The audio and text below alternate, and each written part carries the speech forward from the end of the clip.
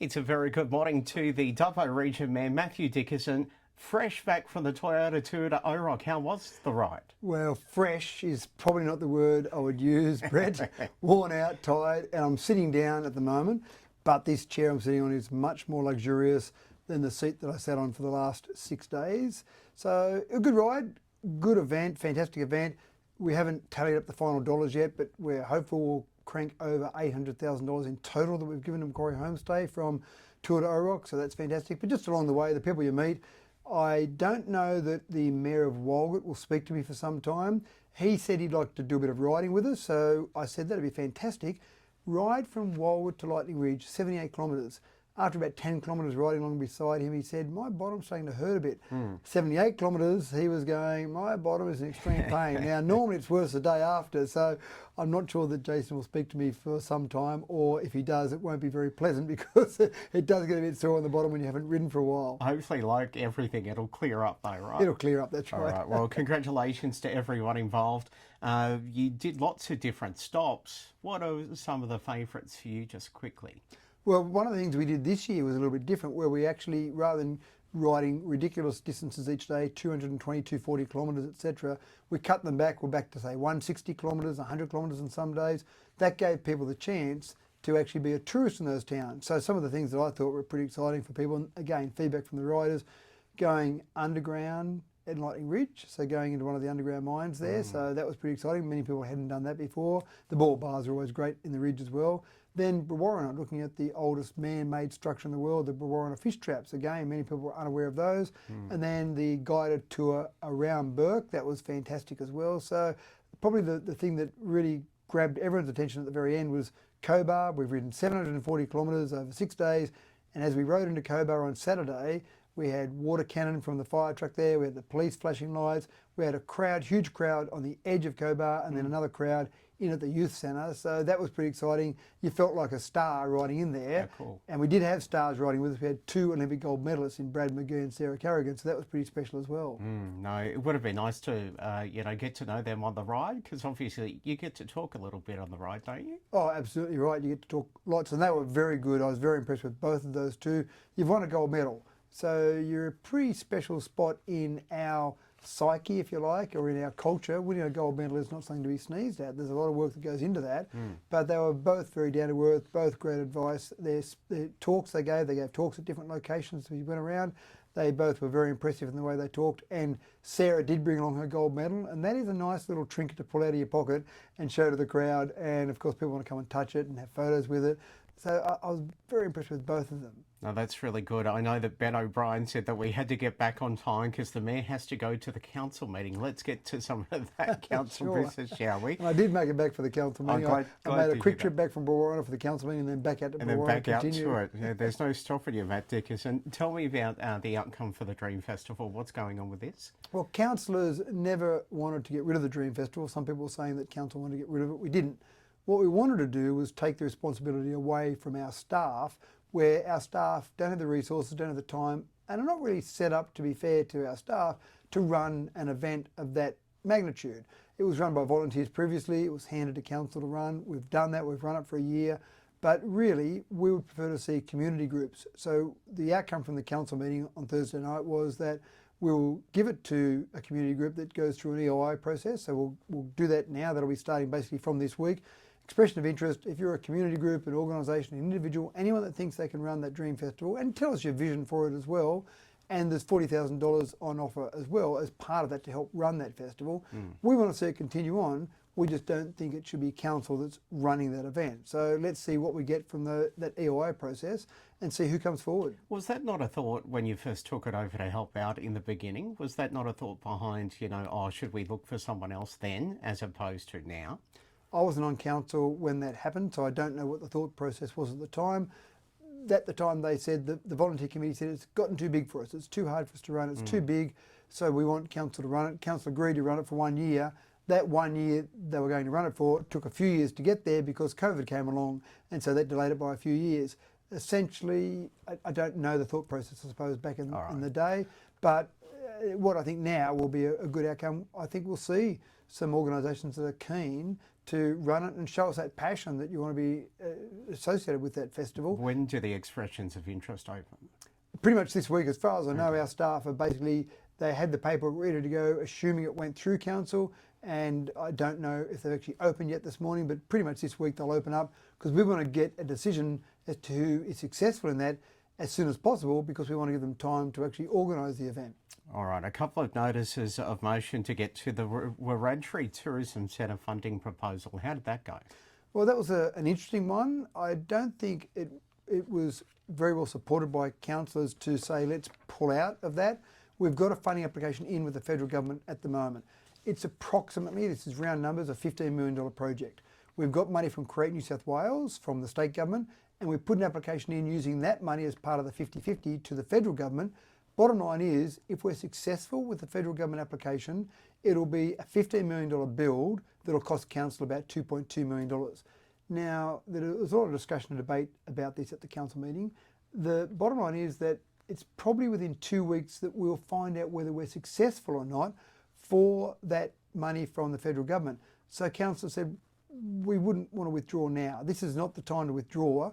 When that announcement's made, if we're successful, we can still withdraw then. If we decide it's not good financially for us to do that, then we could withdraw. But let's find out the answer first. Now is not the time. It almost seems like we're being difficult to get on with the federal government. If we've put the application in, we've decided previously to do that, and we now get to the 11th hour and decide, oh no, we don't want to do it. The federal government's probably gone through the whole process and made the decision already, and then suddenly we've pulled out of that process just before the announcement's made. So councillors didn't support that notice of motion.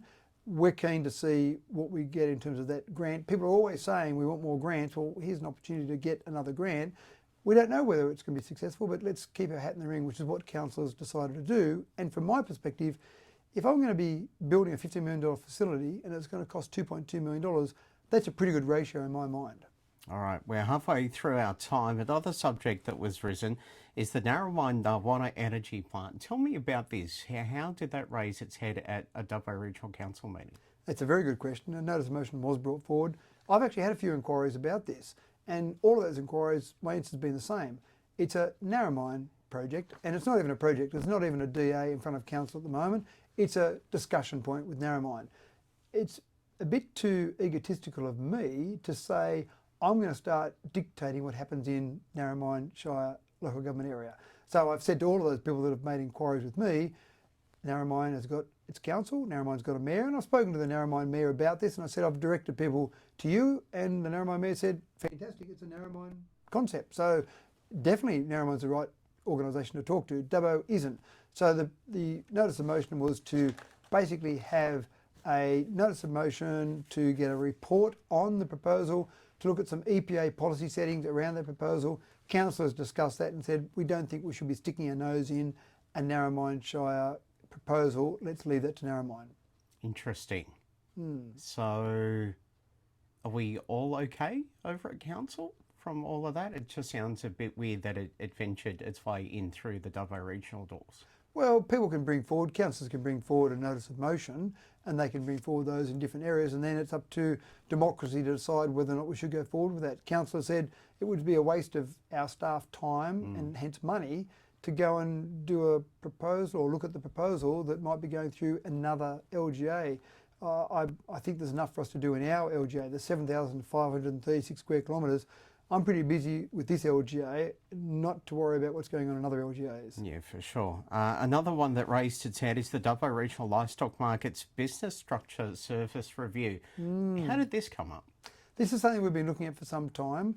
We have to understand the best way to run all of our different facilities. That includes our livestock markets. Now, we've got a great livestock market there, and we do good numbers in terms of sheep and cattle. Compared across the state, we're usually ranking quite highly in both of those. We want to look at what's the best way to run it. Council running it, do we need to change our business model? Should we sell the livestock markets? Do we really need to own livestock markets as in council? Would that still be good for the community if it was sold? Would that affect the community from a financial perspective? Maybe we could long-term lease it.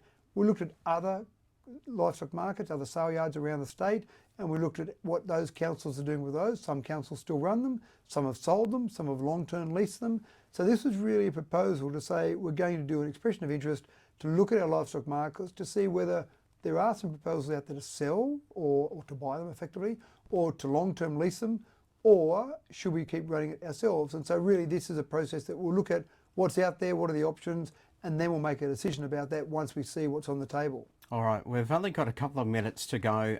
Somehow, something interesting is happening at the Lane Cove Council at the minute, which takes away from public being sort of a part of the council meeting. Can you explain this, and what are the ramifications for every other council? Well, as far as I know at the moment, 128 councils across the state. I haven't read the code of meeting practice, but generally one of the things that we see across all of those, as far as I know, is a section called public forum. We have it at council in Dubbo, and I actually really enjoy the public forum because anyone can come forward. They've got 5 minutes to put information forward to councillors to speak at a council meeting. It's broadcast as part of the council meeting, and they've got a chance to put their view forward, whether it be in relation to something that's on the agenda. That's normally what happens, but it might be something generally about council. And I think that's a really important part of democracy, that anyone, they can put their name down and say, I want to come and speak at the council meeting. Because of some abusive processes that have occurred at Lane Cove and some areas where the general manager and the mayor were both worried about the health and safety of some of the staff at Lane Cove, they've now banned public forum at the council meeting. Now, I think that's a loss for democracy. Now, I'm not being critical of Lane Cove here. I'm just saying that it's a loss for democracy when you can't present that. But I also understand from Lane Cove's perspective why that might happen, because it can be quite damaging for a staff member to have someone stand there and be abusive. Now, there have been times at council meetings that I've had to stop someone from the public to continue down a certain path they're going, because we don't want people standing there and being abusive towards staff or councillors. So we've had that happen a couple of times, not a lot, not dramatically, but it's up to, I suppose, the chair to say you can't keep talking like that. Now, the person can keep talking, there's other processes in place then, but I suppose maybe it's a reflection on our modern society that people do think it's their right to stand there and abuse people. They do it on social media, so why not do it in person? But again, it's an interesting process, and I would be disappointed to see many councils around the state go that way. Could it be used as an abusive use of power from council side, though, if you're saying to the public, no, stop, depending on what it is? I mean, could that be hiding some stuff? Well, I don't think it's about hiding stuff. It's really, when I've had to stop people, it's when they start to make personal attacks on people. I have no problem at all if a public member comes along and starts talking about they're not happy with the decision of council.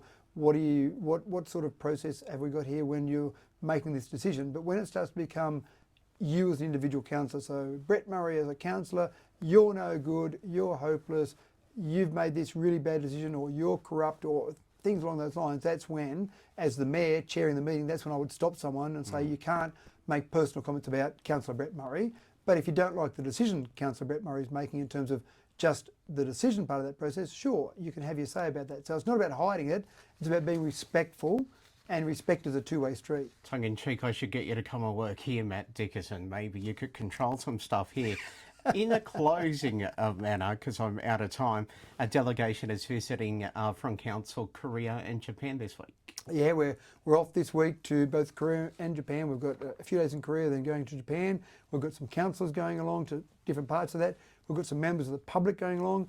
I want to stress, which I do every time I go on any of these delegations, I'm there representing Dubbo. I'm representing Dubbo Regional Council. The other councillors are the same. In fact, the members of the public are also representing Dubbo on these official delegations. And there's lots of duties that are official delegations. This all comes at zero cost to Dubbo Regional Council. All of these members of the public, all the councillors, anyone that goes on these trips, they all pay for it themselves. So I know we'll see some commentary on social media about councillors or members of the public on another junket, but this is all paid for. So I actually am really impressed by the members of the public who take money out of their own pocket. They fly overseas to represent our community, and they're not paid anything by council. None of those costs are covered by council. So this is not a junket. This is something where we're doing something that's good for the community at no cost to council. All right, so not costing me. Not costing you at all. Okay.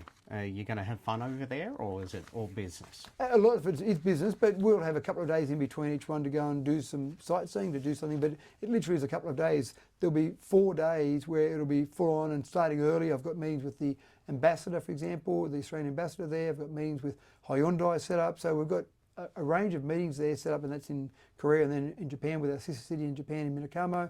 But you'll have a couple of days in between to go and do something at your leisure. But again, there's lots of work there. It's pretty full on, but it's not costing council money. All right. Well, Have I said that? Have I stressed that? Yes, it's not costing council money, I heard you say. Is that right? Good, good. Yes. Okay, we've repeated it a few times. Matt, enjoy your trip. We'll see you next time, and maybe you could tell us about the trip. Absolutely right. Happy to do that. All right, Matt Dickerson here at Tour de OROC this morning. Thank you. Thanks, Brett.